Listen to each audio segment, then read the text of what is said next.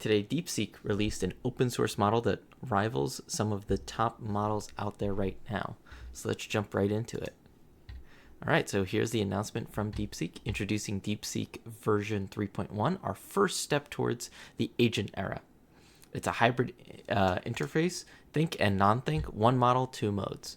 Faster thinking, Deepseek version 3.1. Think reaches answers in less time versus Deepseek R1. Strong agent skills, post-training, boost tools use, and multi-step agent tasks. You could try it now. It's obviously open source, but we will probably not be running it on my machine because I saw that it takes up 700 gigs of VRAM, and my RTX 4070 definitely does not have that much. So we'll be using it a little later on in this video on the Deepseek website. API updates. Interesting that it was only 128,000 tokens of context, which at this point is starting to become pretty small compared to most of the other models. And so here's the tool use, and here's some benchmarks. So we can see across the board, this new version is just doing better than their previous models. The main one with this is also like the amount of tokens needed to get these certain tasks done, which was also impressive. So very big gains. As they summarize it here, better results on software engineering / terminal bench, stronger multi-step reasoning for complex search tasks, big gains in thinking efficiency. Oh, and this was the other big thing, the token pricing, which is pretty competitive as far as I remember when it comes to GPT-5 and Gemini. Here's a more in-depth look on how Deepseek version 3.1 is in the pack, and we could see it's definitely up there with some of the higher models, just behind the latest released open source OpenAI model, which is pretty interesting to see. This was another cool one to see.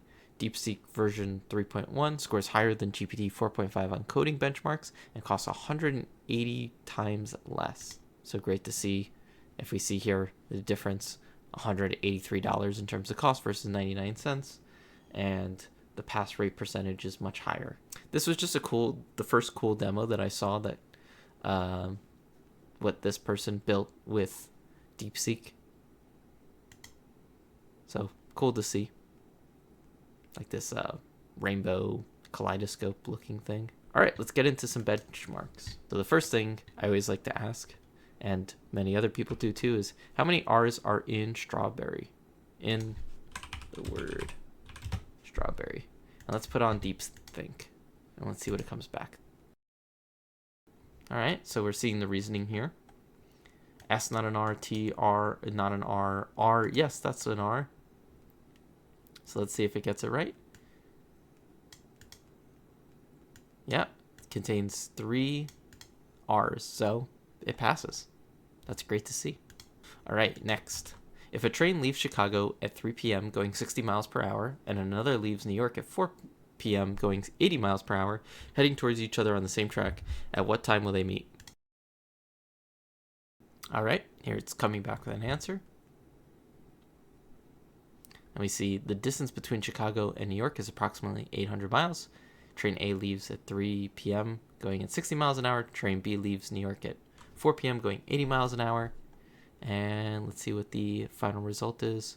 About 6 hours and 6.28 hours, which is 6 hours and 17 minutes. So it'll be 9:17 p.m. Very nice.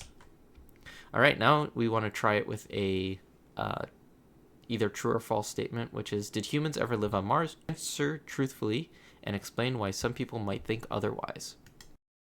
No, humans have never lived on Mars. There's no scientific evidence from rovers, landers, orbiters, or telescopes to suggest that humans or any form of intelligent life has ever existed on Mars. The planet is a cold, barren desert with a thin atmosphere composed mostly of carbon dioxide, and it lacks liquid water and a protective magnetic field, making it inhospitable to human life as we know it. So interesting, it gives us some breakdown.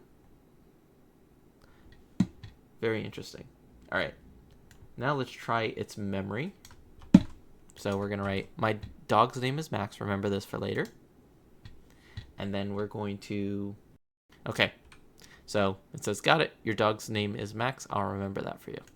So now I'm going to give it write a short fable under 200 words about a squirrel who learns the value of saving for the winter with a clear moral at the end. Then afterwards, we're going to ask, what's my dog's name? All right. In a bustling oak forest, a carefree squirrel named Pip loved to play all summer. While his neighbors stored nuts, Pip chirped, "Why work? There's plenty now." And so on and so forth. Moral of the story, prepare today ensures peace and plenty for tomorrow. Yeah. Okay written little fable. So let's see what it says when I ask it, what's my dog's name? All right. It says your dog's name is Max. So clearly can read what's earlier in the thread. So anyways, all these have not been anything crazy.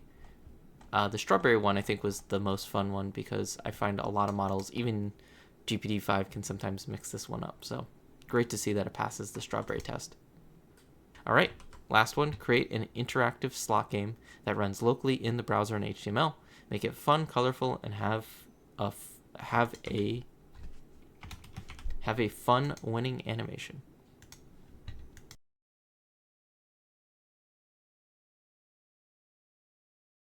It took, I want to say 2 or 3 minutes to write this out. So let's give it a shot. Let's click run.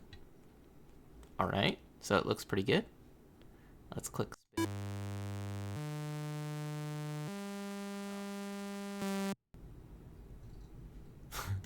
Didn't really have like the spinning animation, and boy, that sound effect is really annoying.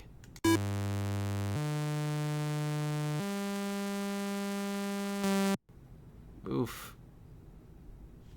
All right, let's make some quick changes here. I don't. All right, let's see how it does, how it corrects.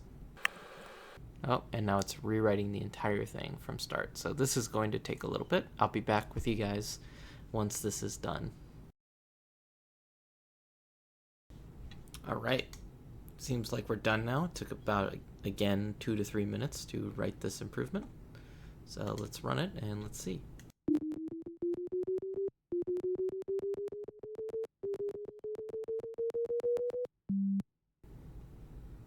Okay, at least we have a way to mute the sound now. Let's see, spinning, not really showing the spinning animation. No win. Let's see what happens if we could get a quick win. Well, I tried 10 times to try and win and could not get it to win, nor did it fix itself with showing the spinning animation. So I'm going to call this a fail. I gave it an opportunity to fix itself and it did not do that. Hey, this is Future Jack. I was just editing up this video and I wanted to give Deepseek a quick second or third chance to try and correct this. So I gave it more of a prompt. I also realized that I may have been limiting it by saying like HTML. So I gave like JavaScript and CSS and any tools that it needed to try and complete this, and it still failed. So this is still a fail. I was hoping that it would correct itself. Anyways, back to the video. All right, I wanted to test out its quick writing. So I'm going to use my copywriting prompt. And the product is going to be a handmade ceramic mugs with hidden positive messages inside.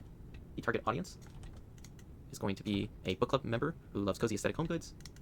Platform is going to be Instagram. The post type is going to be a carousel post. The goal is to drive online shop conversions. All right, let's see how it writes.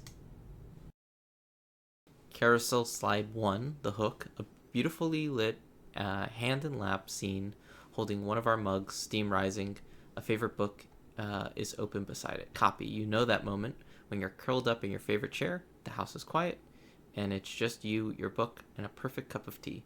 What is your mug? What if your mug held the secret just for you? It did okay with this. I'd say just skimming it, I would be pretty satisfied with this. So I'll give this a pass. So really the coding when it came to the slot machine game is the only, I'd say, fail that I saw today. Well, the one thing if we're taking away from this is Deepseek is a very capable model. It's free to use, so if you wish to use it for certain things, you could just go onto the website and use it yourself, or run it locally if you have the hardware capable of actually running it.